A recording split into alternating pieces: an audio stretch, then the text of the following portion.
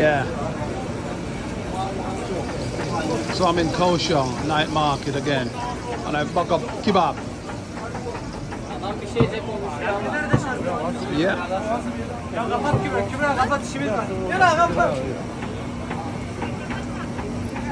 Kübra kapat, müziksiz kaldım. Kübra elim ayağım tutmuyor. Indeed. Delicious. Yeah. So kebab Şavarma değil, şavarma. night market in Kaohsiung. I'm gonna try it. Şavarma da değil ki çay içindesi, şavarma. Amına koyayım bir düzelt de ya. Allah Allah.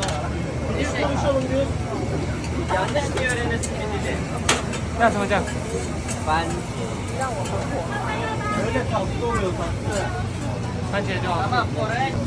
Total 2 years. That's wicked. How about you? You living or travel? I live in London. London. Yeah. Nice. As I said, my best friend is Turkish. He's from Cyprus. Oh. And my other friend, he's got a kebab shop, so yeah. Kebab shop. Oh yes. In London? Yeah, London, yeah. Kebab shop can make a lot of money. Yeah, I know. No. My friend also doing this job in London. Yeah?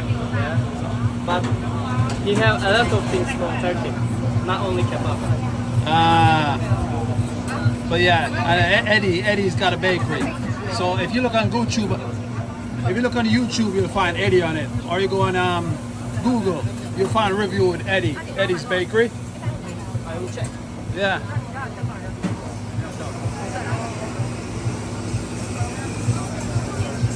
Kübra,